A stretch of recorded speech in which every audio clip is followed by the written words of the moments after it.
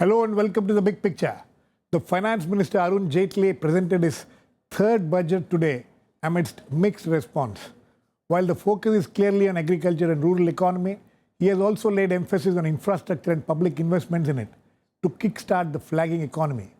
Though the GDP growth rate is pegged at 7.6%, in many sectors growth has not been very encouraging.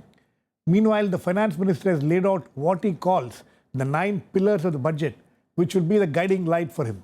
We will discuss today what this budget is all about, whether the Finance Minister has lived up to the expectations of various sections, and if the budget gives a clear signal of the government's intentions.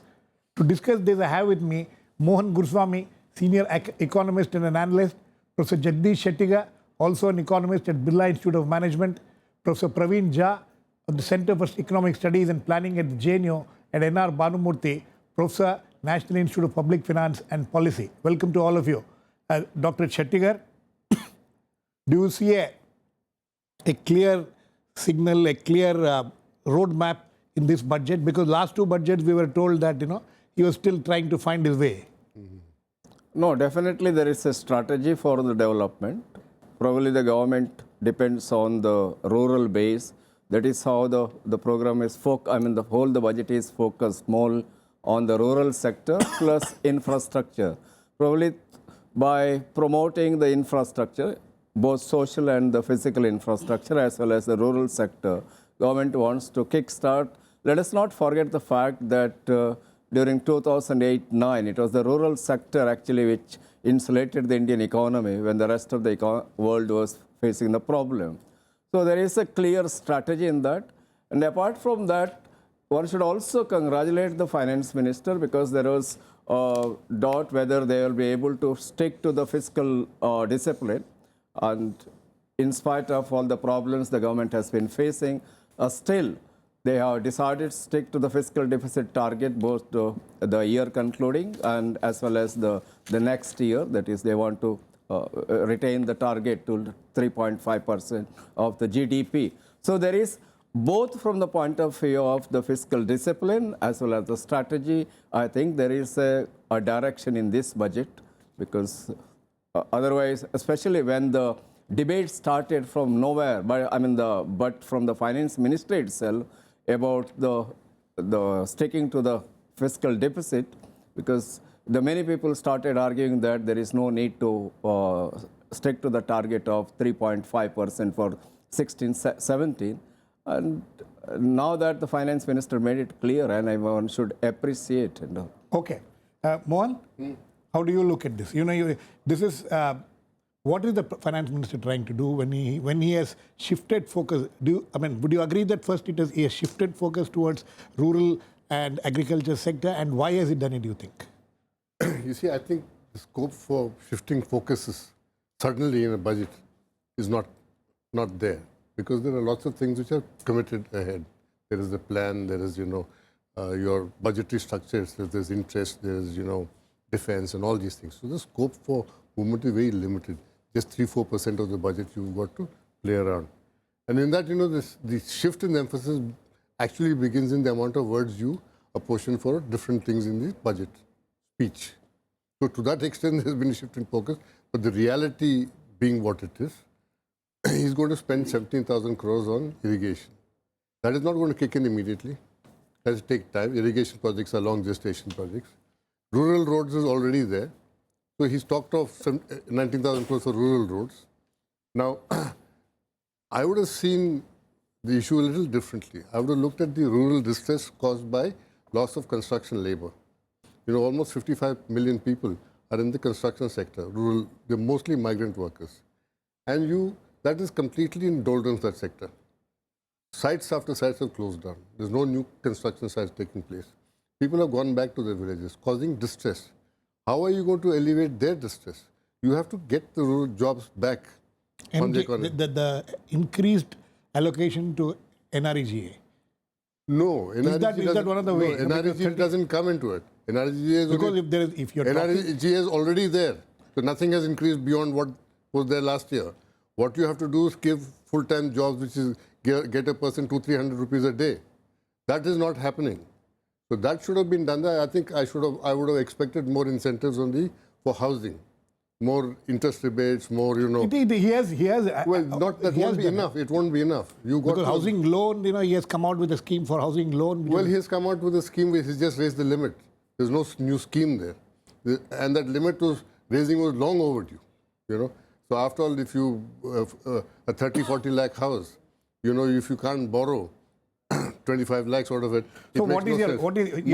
what is your major point? My point is that the focus on controlling the fiscal deficit by cutting down plan expenditure is not a good thing at all. You cut down plan expenditure by 20% last year, which means 1 lakh crores have gone.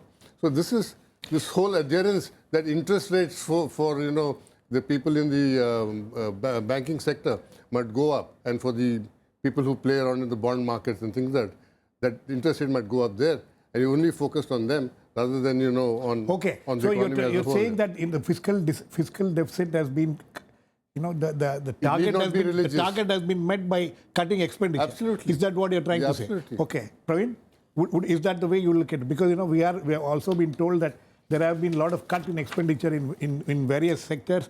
You know, same in social security, welfare, public health. Let me give you one aggregate figure. If you look at, for instance, fiscal space, let's say 12, 13 and now, if you measure it as expenditure GDP ratio, now that has come down by almost 1 percentage point of the GDP, which clearly tells you the broad direction in which we have been going. So yes, in absolute amount, obviously, numbers might seem slightly better and higher and so on, but overall expenditure space, fiscal space is something which is going down. Even some of the things which were talked about, comparing it with the last year's B is not very appropriate, because if you compare it only with 2014-15 B, right, and let's say rural development, which has been talked about a great deal, 2014-15 B was 84,000 crores, this is 87,000 crores. So What are we just a talking about? very marginal You know, increase. agriculture, the total sort of allocation. In fact, there is a jugglery there that interest subvention, you know, the 15,000 crores which has been put under this head, earlier it was part of the Finance Ministry Financial Services head. So actually, you know, there is no increase there. So two major heads, agriculture and rural development, that if you talk about that, supposed to be the focus. which is supposed to be the focus, there is rhetoric but no substance. Rural infrastructure, yes, there is some, in real terms, there is some increase maybe. But in any case, that has been the focus. Infrastructure has been the focus of this government all through. And in a sense, it's a continuation of the previous government also. So in terms of either what people have been calling course correction or some significant change, etc., actually, substance-wise, there is very little. Some small steps here and there.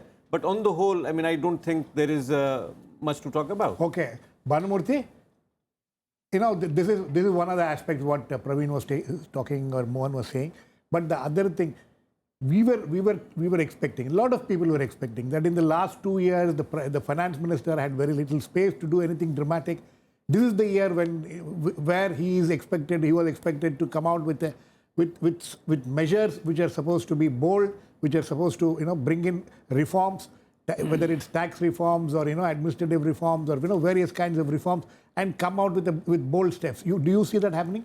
Well, I think the finance minister tried to balance growth as well as development in this budget. I think that is something which I feel he tried to balance.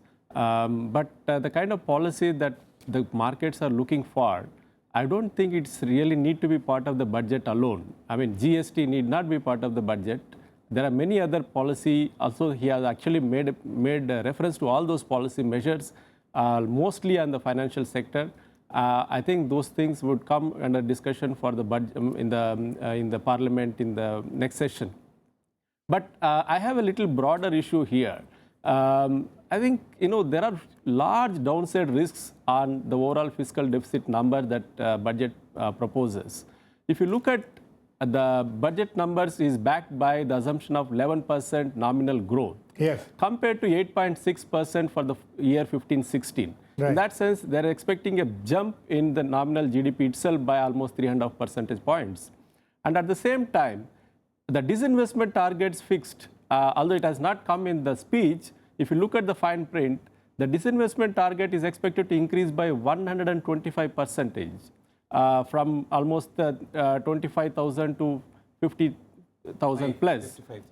And again, if you look at the implicit revenue buoyancy, particularly on the taxes side, they assume a double the increase. I mean, for the compared to the current year, which is almost 0.6%, they assume a 1% revenue buoyancy for the next year. Yeah, that means the fiscal deficit number 3.5%.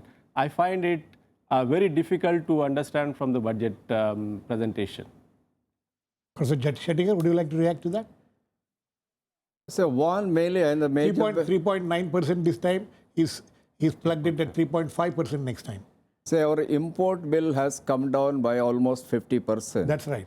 So I think the major benefit is getting from on account of the crude. Do you expect oil. that? Do you expect that to remain in this entire year also, in the coming year also? There may not be. The oil prices, are they going to be as much? There may be marginal increase in the crude oil price, still compared to the what it was a year back when it was $110 dollars per barrel. From compared to that, still we'll be enjoying the benefit of the lower crude oil price, resulting in the lower import payment burden and all. And I think it should be able to meet the fiscal deficit target. And more, many innovative measures, like the one is, is the keeping in view the bank's position, especially the now 3-4 banks are in the problem. Keeping in view there is a recapitalization of the banks to the extent of 25,000 crores. And from the overall economy, there is a proposal to bring bankruptcy law. Like GST, bankruptcy law will be a game changer. And GST also likely to be passed. It's only the question of the floor management. Once the government succeeds, I hope that the government will be able to get the GST bill passed. So along with the GST, if they are able to pass bankruptcy... Sorry to intervene. Finance Minister underplayed the entire GST thing in this budget. It doesn't talk much about No, he started his speech with a commitment to GST, and also he also mentioned about the bankruptcy law, because that is a one thing which is coming in the way of attracting the investment, both foreign investment as well as the domestic investment, because of some of the, our labor laws, which the government has not been able to amend it, mainly because of the political reason. Now if the bring bankruptcy law instead of amending Industrial Dispute Act, I'm sure that will be a major step in removing the hurdle from attracting the investment both from the domestic as well as the foreign. So these two together will be a game changer. And now boosting the rural economy, rural and the infrastructure. And somebody said that, it is a continuation of the previous government. Let us not forget that the focus on the infrastructure was given the NDA 1. So it is going back. It is not that continue. The previous government actually during the first 2 years we should be happy that for the last 15 years there has been some kind of a consistency, whichever government has been in power. Yes, Praveen, you wanted to... On that fiscal deficit thing, you see, this one-time windfall of 54,000 crores last time because of, the hike in... Exactly, hike through excise, and that's what the government got. In fact, last year, the disinvestment target was 69,000 crores, and they got actually only 25,000 crores. This year's target is more than 55,000 crores or so. Right? So where will it come from? Right? So this whole question of sticking to that number of fiscal deficit, it is going to be obviously quite challenging. Also, given the fact that this growth, projected growth rate itself is something... is quite... has been under question. Yes. 7.6%. Absolutely. So that's another issue. Mohan, I want you to address another problem. The issue of bank recapitalization, which Professor Shettigar also talked about, 25,000 crore he has kept aside. We have discussed in this program itself, the kind of stress which the banks, public sector banks are in. 25,000 crores, what is it going to do? Nothing. Because the kind of NPAs and your write-offs, last year itself were almost 2 lakh crores. NPAs another 6 lakh crores. So where are you going to, this 25,000 crores will not cover anything. I think you need basic I think the big step there was that they've got a banking regulator now, one person. Yes. Vinod Rai. That's a major step. That's a bank's board. You know, It's a bank board, but he will but oversee. what will he regulate? He will oversee banking practices. He will oversee a lot of other things. I think it's not been spelled out, but I expect No, it looks that like it from the first announcement, it looks as if he's going to be, you know, looking at the appointments to these banks and things absolutely like that. all that matters. That begins to tell, you know. And so I think they've got some oversight coming in for the first time. But I thought, you know, they would do something like consolidating banks, merging some of the smaller, weaker banks with the stronger banks, you know, and But spread the risk. which can still happen. It need Well, not they happen in the haven't, budget. But you should have Given indications. You could have given an indication that we are thinking about this. The thing which causes me worry is some of the assumptions. Last year, the nominal GDP went up by 5.8%. Okay, this year he's talking about 11.5. Right. It's almost double. That's not what feasible. Bhanumurthy is also talking Yeah, about. but Bhanumurthy but has given them a little Shettigar more. seems to, You've given you them seem to be 8% nominal GDP. optimistic. 5.8. For Professor Shettigar? 2016, it's 8.6%. Yeah. One second, No, Professor this Shettigar, is you what seem to the be growth rate optimistic. is projected by even the international organizations like IMF and the World Bank. They are also more No, or they less. keep, and they also keep, you know, changing it over a period of time. No, Whether we should Project depend on the our data, not their data. No, that I know that they interact with the different what sectors IMF and World the Bank predicts experts is the within the real country. GDP growth. But they are all. Yes, What IMF Bhanumurthy. World Bank predicts is a real GDP growth, but for the budget, we look for the nominal GDP growth. I think that's the assumption they made. It's going to be 11% compared to 8.6% in the 15-16. And you have problems about that. Yeah. I have serious doubts about it. Okay, yes. Praveen, you know, now coming to this aspect of, you know, investments, public investments. Okay, I mean, you know, infrastructure, 2 lakh and odd crores. You know, there's quite a 90,000 crores for this roads program and things like that. There is enough. But is it going to help boost private investments? The question is whether this will also lead to private investments. You see, one has serious doubts about that. As I said, this is obviously a continuation for some time now, and it has some spillover effects, etc. I mean, better the infrastructure, rural connectivity, etc. It always helps matters. But I think the kind of stress that private investment seems to be in, I do not see anything in terms of immediate short-term connections which would help private investments.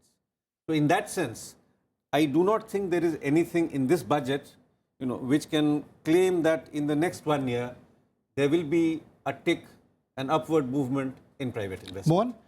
Because, you know, the finance minister and his team, the argument is that they're investing so much in the rural sector, so the rural buoyancy will be there, the demand will grow, and it will also lead to the, you know, once the demand grows, the private sector will come into play, they will, you know, and then they will also come into the investment. What is the reason for the economic morass we are in? The savings GDP ratios come down, investment GDP ratios coming down, capital expenditure GDP ratios coming down. So many things that have tax GDP ratios coming down. You got to reverse this trend. That is your strategy. Now, I don't see any addressing of that. You will not even talk about that. How do you address this? How do you get growth? You got to get more investment. You got to get more capital expenditure. How are you addressing these things? You're not addressing them. All you're doing is a kind of ways and means exercise. You know, tinkering around a little bit, taking a little money from here, putting it there. But you got to aim at a certain direction and have a strategy for it. That is missing. And what we expected, I expected, after 2 years of this experiment, that they will show direction and strategy now.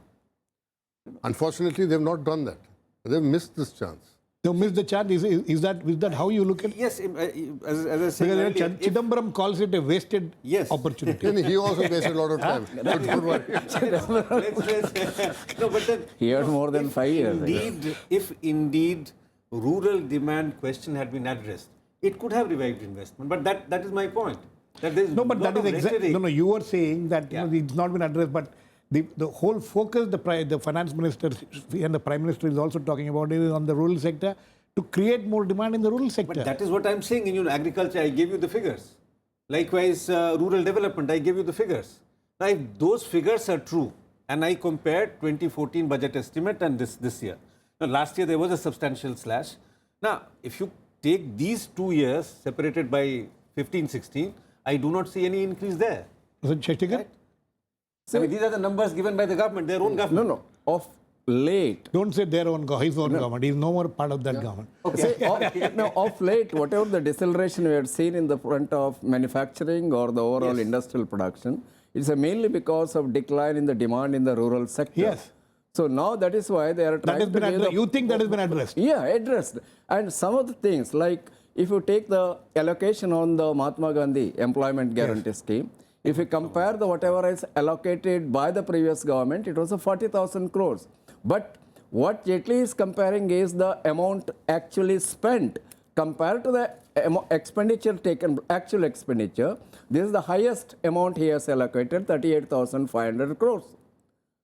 Then even the utilizing the other, I mean the program, rural development, rural infrastructure, rural housing. No, but rural housing. Praveen's point is that there has been no substantial hike in allocations for the agriculture and rural development sector compared to last year, compared to 2014. No, that is what I said, that if you compare with the allocation, there may not be major hike. But if you go in the actual utilization, like in the case of, that is why I gave the example of employment guarantee scheme, in which earlier, as per the social audits report submitted to the Supreme Court, hardly 20 or the 25% of the allocated fund was utilized. But of late, there is an improvement in that. No, but mainly because of the better utilization. Again, whether all this amount is going to be utilized is another is a completely different matter. We'll have to wait and watch. Yes. You know, on Narega, since that has been raised very specifically, 2010-11 figures are budget estimate 41,000 approximately. Yeah. Actual 39,000. More than what has been allotted this year. 38,500 this year. So it was actually more than that. But so it's not correct to say that this figure But is something. what about the when I say actual, I'm talking about the actual. Not whatever is reported in the Professor, budget. I'm talking what is the figure submitted to the Supreme Court? No.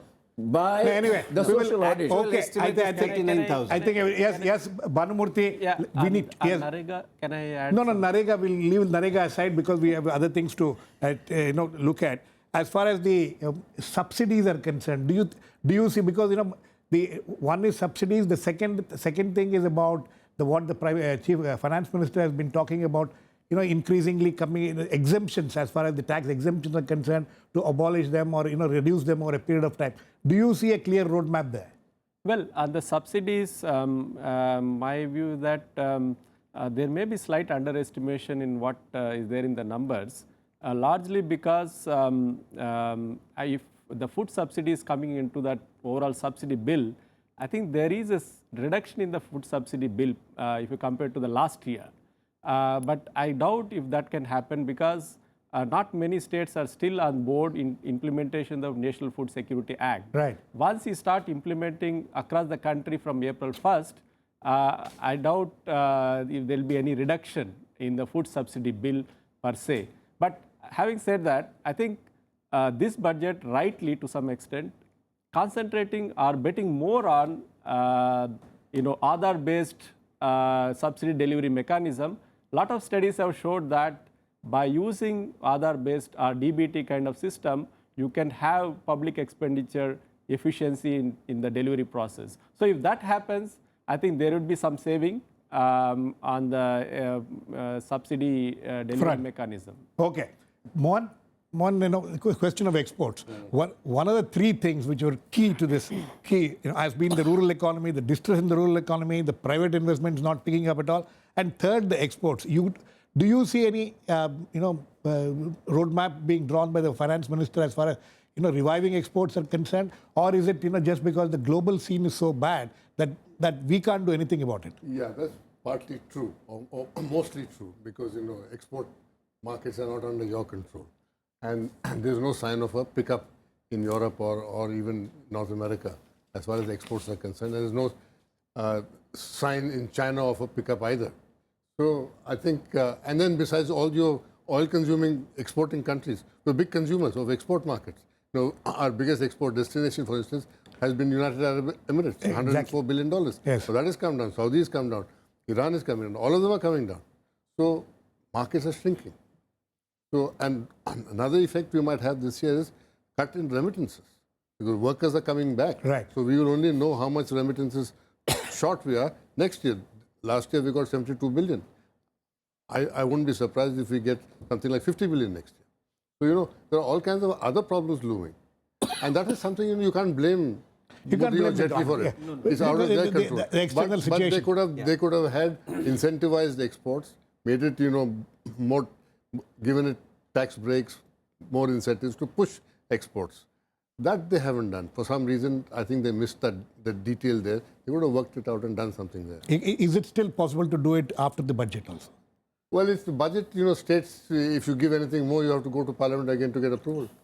Yes, yes. And I think that, you know, on this there are two issues which we need to examine closely. One, I mean, of course, in terms of the last 3, 4, 5 years, there is this pessimism, and possibly because of that, it's not even mentioned in the budget in any serious fashion, the export issue and so on.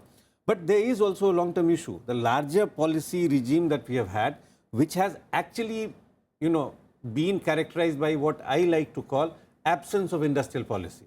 Now, unless you have, you know, a clear long-term industrial policy. In fact, today in the afternoon, Yes. when we had several, you know, people from the industry expressing disappointment about various aspects of this budget, you know, there's a certain, what do you say, there's, Professor Shettigar, very quickly, last words to you. You think that, you know, the finance minister, the kind of challenges which he faces, you know, he himself has said that there are 2, 3 challenges. One is about the 7th Pay Commission, which he has to implement, the OROP.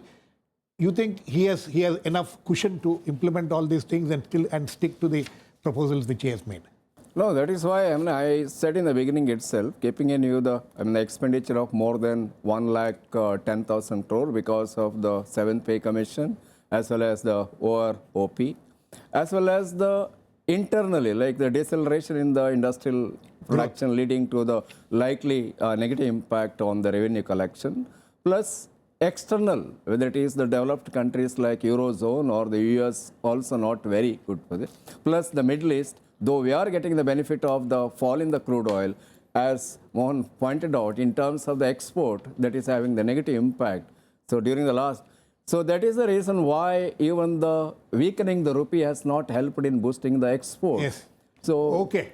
So these are the challenges which the finance minister has. He has put forward, at least as far as the rural sector and the agriculture sector is concerned. He has put forward certain roadmap, but he has certain challenges which he will have to face through the year. We'll wait and watch, and then also we'll continue to discuss this budget in the coming days also. Thanks to all my guests. Please keep watching. We'll come back with another issue, the big picture, same time tomorrow.